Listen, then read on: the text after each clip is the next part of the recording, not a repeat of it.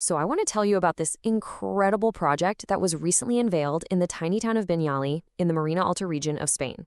On the surface, it might look like just another hiking route, but trust me, it is so much more. This is a story about a trail designed to save an entire territory. Everything you need to know about this project is captured in this one simple phrase: mountains that unite valleys. This is the core philosophy from the trail's creator, Joan Elies Andrés. It completely flips the script on how we think about geography. The whole point isn't to see what divides these valleys, but what has always connected them: the mountains themselves. And when I say this is a journey, I mean it. The full loop clocks in at a whopping 128 kilometers. That's nearly 80 miles. Yeah, this is not your average weekend hike. It's designed to be a multi-day trek, a way to totally immerse yourself in this landscape. And it's not just long, it is seriously challenging. We're talking about a total elevation gain of more than 5,670 meters. To give you some perspective, that's like climbing from sea level all the way to the top of Mont Blanc. It's a beast. And through this epic journey, the trail weaves its way through 8 totally distinct and historic valleys. Each one has its own personality, its own stories. From the Val de Pop to the Val de Laguar, the trail is really the thread that stitches them all back together into a single tapestry. So you might be asking, what makes this different from any other long-distance trail? Well, that's where things get really interesting. It all comes down to the very specific, very intentional philosophy that's baked into every single step of its design. And here is the big idea. For centuries, we've been taught to see mountain ranges as these giant walls, things that isolate communities. This trail just throws that idea out the window. It reframes the mountains as connectors, the very pathways people used for generations to trade, to celebrate, to live their lives. And this isn't just a vague idea. It translates into hard and fast rules for the route. The trail only uses ancient traditional paths. It's deliberately designed to pass right through the main square of every single village, not just skirt around them. The goal here isn't just about scenery. It's about bringing energy, life, and, let's be honest, money back to the small towns that are the beating heart of this territory. Walking this path is kind of like walking through a living, breathing museum. The creator, Joan Elies Andrés, made sure to weave the region's unique folklore and its hidden histories right into the fabric of the trail.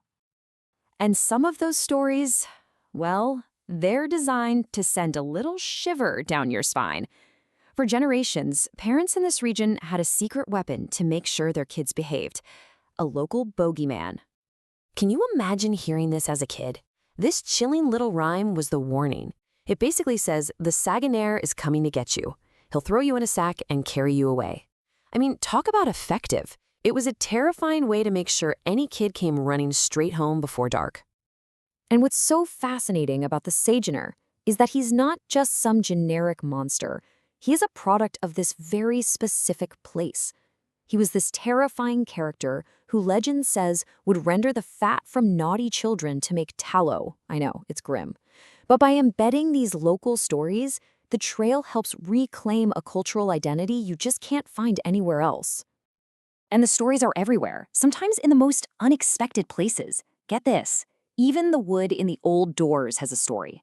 Many are made from a type of wood the locals call mobula pine. It's not a species. Mobula is a corruption of Mobile, Alabama, the American port where the wood was shipped from centuries ago, connecting these tiny mountain villages to a massive history of global trade. How cool is that? Okay, so beyond the folklore, the trail also cuts through a landscape that's been marked by some deep and often tragic history, events that have shaped the people and the land for hundreds of years. As you walk, you are literally stepping through layers of time.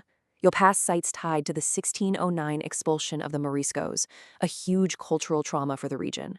You'll see the communal washhouses built after a devastating cholera epidemic in 1885, and you walk right past the imposing walls of Fontilles, a place once defined by the fear of leprosy. This quote just perfectly captures the fear of the unknown that gripped these valleys. An elderly local once told the author that the massive 3-kilometer-long wall around the Fontilles leper colony wasn't built to keep the patients in. No, it was built to keep the air from escaping. It's such a haunting phrase, and it tells you everything about the terror and misunderstanding of the time. So all of this brings us to the big question, right? It's a beautiful walk, it's packed with history, but why does this trail matter right now, today, in the 21st century? Well, the creator, Joan Elies Andrés, puts it very bluntly. These towns and these incredible landscapes are facing a very modern threat. Unchecked urban speculation that could just pave over this unique heritage forever. This trail, it's an act of defiance against that. So really, the ultimate purpose of this whole thing is to create a totally different kind of value. It's a proposal for a new future, one that's built on sustainable tourism, cultural respect, and preservation. The idea is simple. By showing the world that this landscape has immense value exactly as it is, the trail itself becomes a powerful tool to protect it. And that's what it all boils down to. It leaves us with this final, really provocative question. Can a simple path, just a line on a map, walked one footstep at a time, actually be powerful enough to change the entire destiny of a region? Well, this project is betting everything that the answer is yes.